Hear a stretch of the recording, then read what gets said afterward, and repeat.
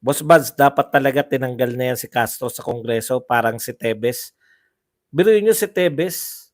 Convicted na ba si Tebes? Hindi pa, di ba? Yung convicted, nasa Kongreso, nag-iimbestiga, nagpapakontempt. Pero yung Nanay Tita, good evening. Ginagawa ng Congress, pinapayagan nila Makabayan Black, CPP. Yung hindi nila kaya eh. Sila tumitira eh, sila Castro eh. Why is it ginawa ng Congress masabert operation ng gobyerno laban sa CPP? True, pag-publicize ng details ng confidential intelligence funds. Sana suguri na yung mga yan. Pag kumontra, sasabihin fake news. Nakakasawa mo na po manood sa hearing kasi sila naman nasusunod. Boss Buzz, ilan days ba ang contempt? Is it indefinite? Hanggang 25 daw po. Meron nakalagay hanggang 25 eh. Tamba na ito, sila dapat usigin pinsan niya kung makapagsalita ng maayos.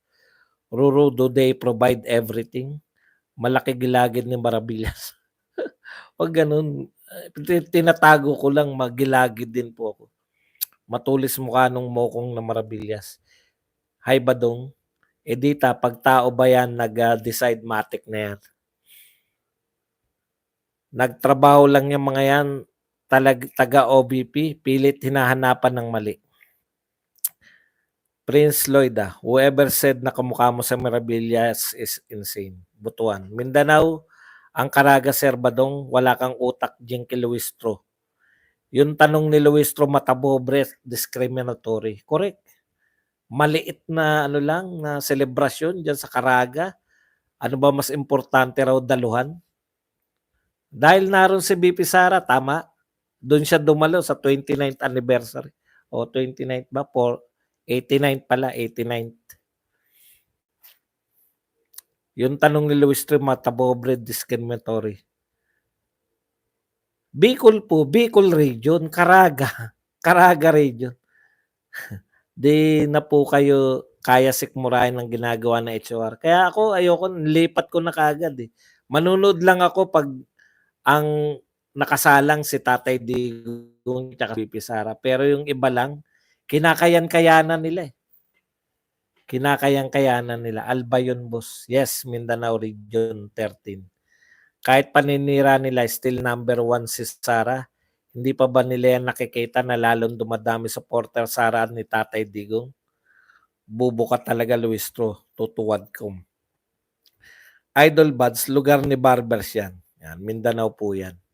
CDO Butuan. Pag Marcos pa rin binoto, para na kayong nagpakamatay. Lalo na kayong taga Mindanao. Grabe po kayo apihin ng mga ng mga taga rito. Alam niyo po ba yung sabi ni Tatay Digong? Inuna ko muna yung mga ibang lugar, no? Bago yung lugar namin kasi nakakahiya. Pero ganun pa man, doon lang daw nakaranas yung Mindanao ng talagang build ng mga ako nakita ko eh. Pinalaki talaga yung mga kalye diyan. Kurap yata yan dito sa amin, Mabini Batangas yan si Jinky. Bitrix. Bakit po hindi na-action ng Senado? Ikaw naman, Edito. Nakita mo ba kung sino leader ng Senado? Waiter. Waiter ni First Lady. Ano ba i-action ng waiter? Di sunod-sunuran lang yan kay Martin. Dapat sikuting ang parehab, kaya tayo nagkaganito. JL Ross. Have you ever seen someone ask a question to someone who isn't even involved? And if the answer doesn't suit them, they go further by labeling the resource person ignorant and a liar. Correct. Pag hindi nila gusto, sino lang hindi nila kayang ganyanin? Si BP Sara at si Tatay Digong lang. Lalo lang nagagalit mga tao sa mga nanonood. Ako ng salbe sa Kalye Survey, dami ng galit sa kanila. Alam mo na agad ending contempt.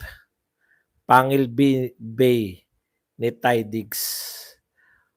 Kuis, wala na ito, mga Pilipino naghihintay lang, eh. Reklamo tayo ng reklamo, pero ano nangyayari? Aminado ko kahit ako walang magawa.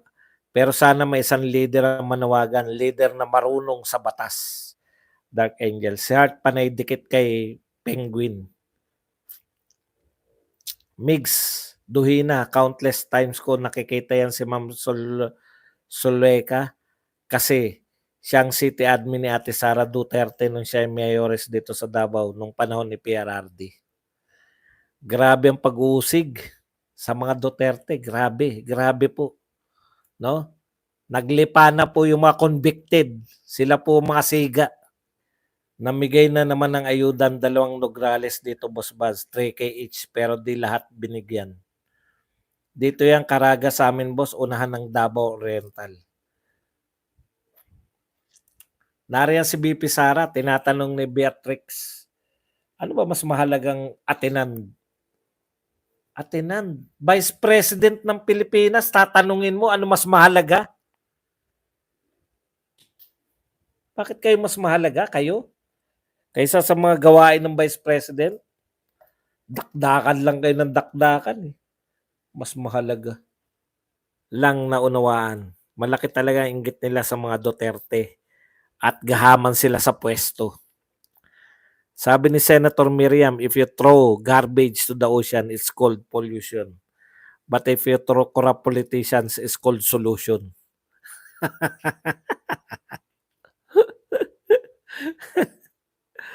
Miss Butterfly Ameleso. Miss Butterfly, kunin niya nila, ma'am, kasi sa kanila yan, tapos hindi nila iboboto yung mga oportunista, mga Nograles na mga aso ni Tambi. Alam mo, bubuhusan nila yung Davao. Kasi pag natalo dyan ng mga Duterte, di ba? Pag mamalaki nila yan. Kaya swerte yung mga tirador ba yung mga yan? Baka yung ibang imbis, yung ibang pondo ni Tambi, baka imbis na ipamigay, playing safe din pa. Mahirap talunin to nga Duterte, bulsa. Does ACT Party list have no other nominee? Why not consider replacing? Ay, ano na po, hindi na po siya dahil tatakbo po senador yan. Makakahinga na po tayo dyan dahil talo po yan. Ogag talaga yan si convicted Castro. Makakapanlumo. Kaya, straight po natin, no? Straight po natin yung atin pong mga senadores.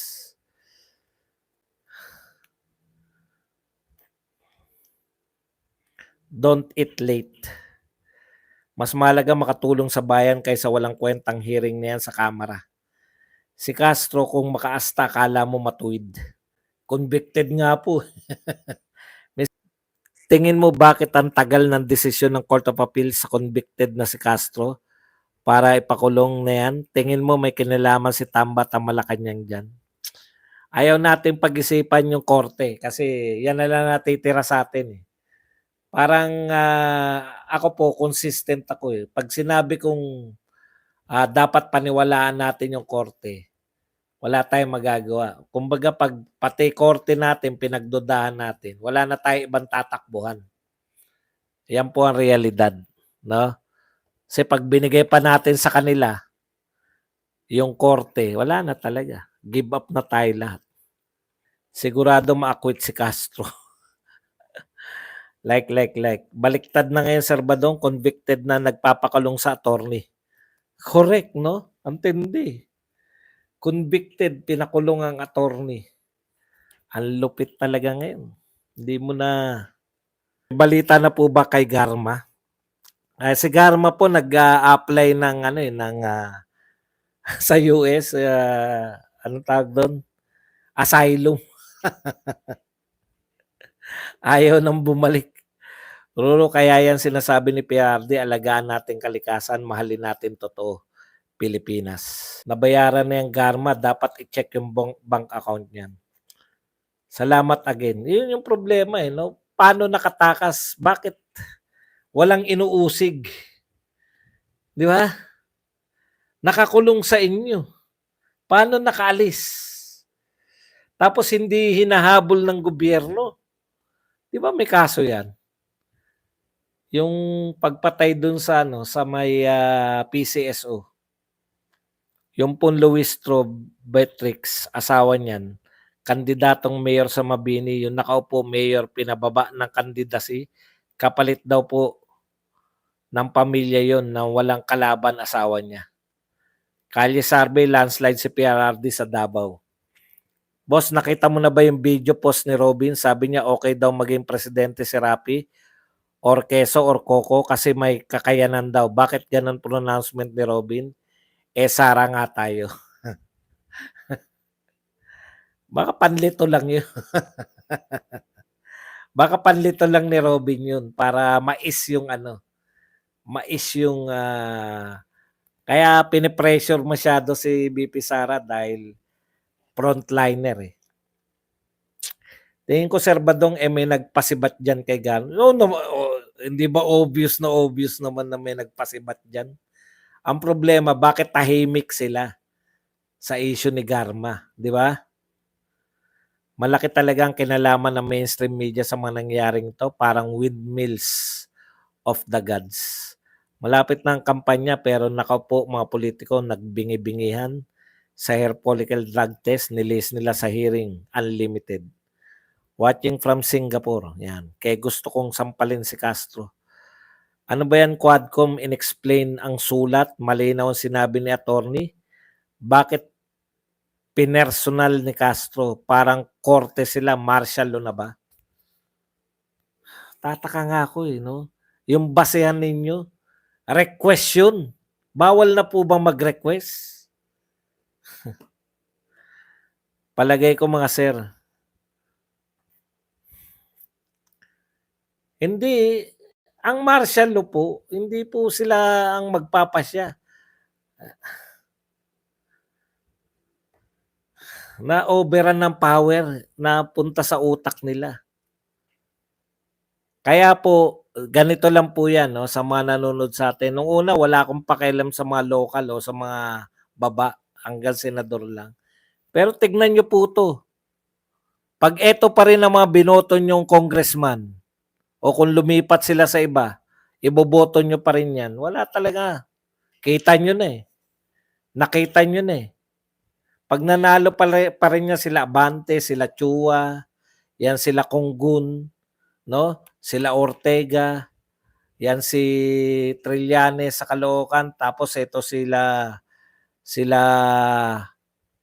may kalaban ba si Barbers? Yan yung problema sa mga probinsya eh. Baka wala rin mga kalaban niya mga yan. Etong si Dan Fernandez. Basta malapit sa Maynila, medyo may laban-laban eh. Maynila at Karatig, NCR Karatig. Kasi nakakanood ng mga video ng mga vlogger yung mga yan, kaya nagiging aware eh. Pero yung mga sa probinsya, na walang ganong mga signal doon, sa TV Patrol pa rin nakikinig, nanonood. Surigao yung mga barbers. Commission on Audit lang ang may rights na mag-question sa lahat ng department ng confidential funds, hindi ang Congress ang mag-file ng kaso hinggil sa trabaho ng COA, kundi ang COA mismo. Nabura na natin sa politika mga dilawan. Ito mga Quadcom ang susunod natin. Correct. Lahat po ng Quadcom na yan. Kasi pag nanatili po yan, pagtatawanan lang tayo niyan. Ginagawa nila tayong katatawanan. Yung isa nga windang na eh. Unang tanong niya ano gagawin natin? Ngayon, nag-pray. Dasal. Nakakahiya, no? Pangulo ng Pilipinas, dasal na ang tanging solusyon. Nabura na natin sa politika mga dilawan. Ito mga Quadcom ang susunod natin. Yung isa sa mga windang, una, tanong niya, ano gagawin? Dark Angel, good evening. What are we in power for? Power motto nila, Kuya Buds. Hindi, ako tingin ko, ano sila eh. Hold ang theme song nila, Hold On, just keep on holding on. Patapos na 'tong ano nila. Alam niyo po, pinakamaganda talaga, itodo natin sa 2025, iboto natin lahat, straight Duterte, PDP candidates, si Attorney ano, Jimmy Bondoc, Hinlo, tsaka isa pang attorney, si Bato, si Go, at tsaka si Philip Salvador. Oh. Tapos, siyempre, number 1 natin, Marcoleta, si Chavit Singson. Sino ba nakalimutan natin ba? 6 pa lang, 8 pa lang. Attorney Lambino. Sino pa isa? 2 pa. Mamaya maalala natin yan. Kalokohan niya pasarbi ng Sunstar Davao. Lamang kuno si Carlo laban kay BB. Kayo taga Davao eh. Attorney Vic, tsaka si Pastor Kibuloy. Yun, Pastor Kibuloy. Wag natin kalimutan si Pastor Kibuloy. Si Pastor Kibuloy pa nakalimutan ko. Asensya na po, Pastor.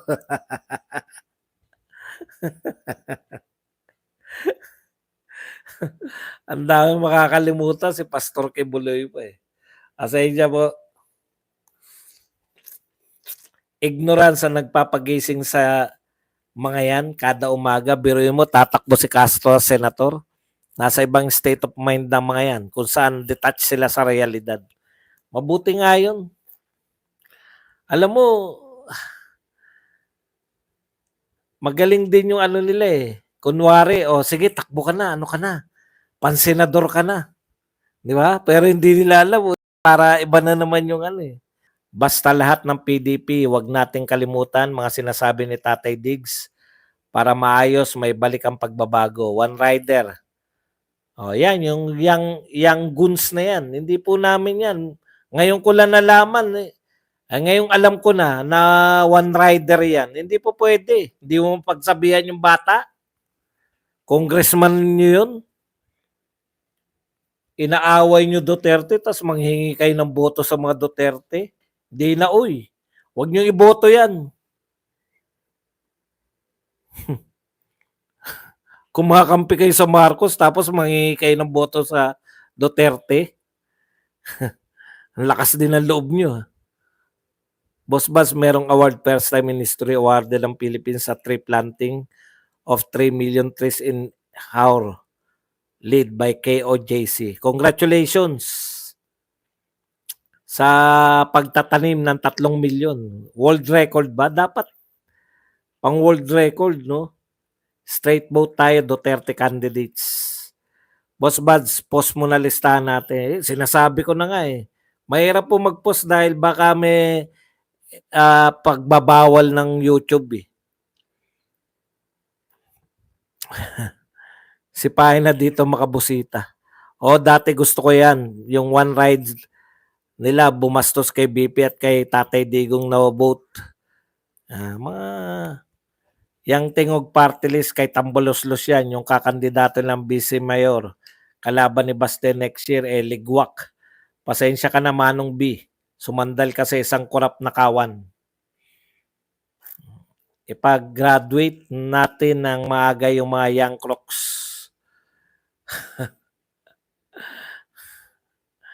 Tindi kayo. Atake kayo sa mga Duterte agad.